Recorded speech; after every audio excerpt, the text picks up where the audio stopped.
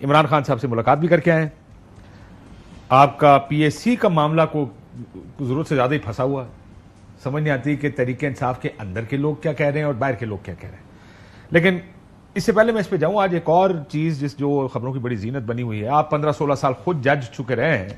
مریم نواز شریف صاحبہ نے جو پولیس کی پریڈ, جو پاسنگ آؤٹ سیریمنی تھی, اس میں یونیفارم پہنا پولیس کا. یہ اس پر بڑی بحث شروع ہو گئی ہے. میاں نواز شریف صاحب اس طرح کا یونیفارم پہلے پہن چکے ہیں. جو قانون کہتا ہے اس پر کہ اگر if any person not being a member of the police wears without authorization, یعنی آپ کو اس کی اجازت لینی پڑتی ہے formal, uniform of police or any dress having the appearance of bearing any of the distinctive marks of police uniform, he shall on conviction be punished with the imprisonment of a term which may extend to 3 years or with fine up to 100,000 rupees or both. یعنی 3 سال تک کی سزا دی جا سکتی ہے, 1 لاکھ روپے تک کا جرمانہ کیا جا سکتا ہے اگر آپ بغیر اجازت, بغیر آتھرائزیشن یعنی منظوری کے یہ یونیفارم پہنے. منظوری کس سے لینی ہے اور کیا منظوری لی گئی تھی؟ لیکن یہ مروت صاحب کو بہت بڑا ایشو ہے.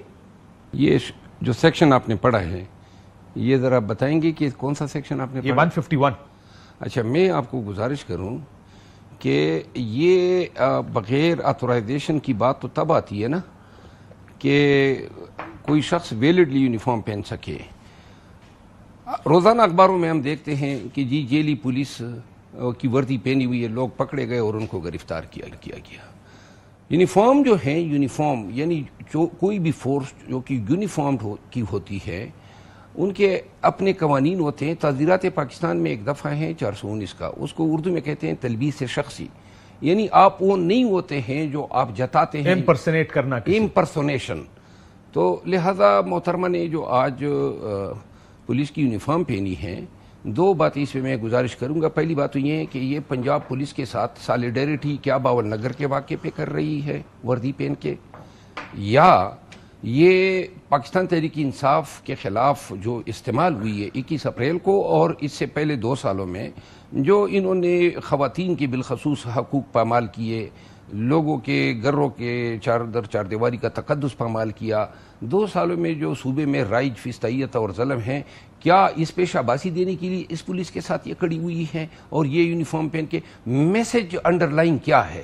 یعنی کچھ عرصہ قبل آرمی چیف صاحب آئے اور آئی جی اور پولیس کو شاباشی دی, اور اس کے بعد جو ہے یہ دوسرا ایونٹ ہے, انسیڈنٹ ہے. یہ تو خود مجھے پی ٹی آئی والے یا کچھ دوست احباب کہتے ہیں کہ بھائی کبھی تم رنگین کلر کے شرٹ پہن لیتے ہو, کبھی کوٹ پہن لیتے ہو. محترمہ تو ہماری بھی باجی نکل گئی, 10 قدم آگے چلی گئی اور پولیس کی یونیفارم پہن کے آ گئی. مسئلہ یہ کہ آپ نے ایک تو قانونی تقاضے ہیں سب میں, لیکن چلو انہوں نے پہن بھی لیا. آپ لوگ کو زیادہ, کیونکہ اس میں بیان بازی تو ہوگی میرا خیال ہے, لیکن اس سے آگے شاید معاملہ قیدیوں کا لباس پہن لیتی, خواتین قیدیوں کا لباس پہن لیتی.